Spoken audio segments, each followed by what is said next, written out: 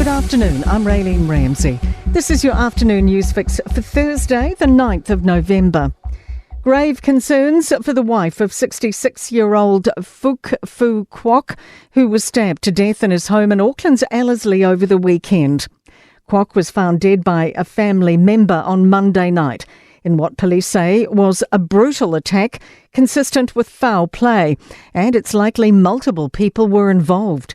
His 67-year-old wife, Mei Han Chong, is missing, and the search continues for a blue Kia Rio. Detective Inspector Scott Beard says their son is grieving. He's struggling with the fact that he's lost his mother, who can't be found, and his father has been murdered. And if you're a family person, you would understand how the son would feel. Outgoing Minister Jinny Anderson's under pressure as she faces accusations of bullying from volunteers. It comes as a party member laid an official complaint alleging her teenage children suffered several experiences of bullying at Anderson's hands.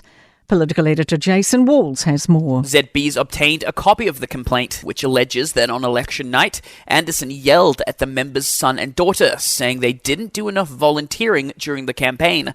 A Labour spokesman says the complaint is being investigated, while Anderson's apologised if any of her comments have caused any hurt. Meanwhile, the first post-election political opinion poll shows a National Act New Zealand First coalition still has support to govern. The latest Taxpayers Union Courier poll shows National has dropped a point to 37%, alongside ACT down to 8. New Zealand First is unchanged on 6. The trio would have 64 seats on these numbers. Union Campaigns manager Connor Malloy says the Nats' Chris Luxon is up 4 points as preferred Prime Minister. It really shows he's cementing himself in as the new Prime Minister. New Zealanders are starting to recognise that and clearly uniting behind him. Labour's up a point to 28%. The Greens are up 2 to 14. Te Pāti Māori is on 3.4. Thousands of people left out of pocket by the collapse of Supi will get to decide on its future today. A creditors' meeting is being held now for about 4,000 customers and about 350 businesses identified as creditors of the collapsed grocery retailer. Administrators have confirmed various parties are interested in parts of the business, but they'll still be recommending putting the group into liquidation. Consumer NZ Chief Executive John Duffy says, unfortunately, in circumstances like this, consumers are left out of pocket. It really sucks for customers. Helping to get a startup in an industry that desperately needs new entrants. It's really, really disappointing that Supi's ended up in this situation.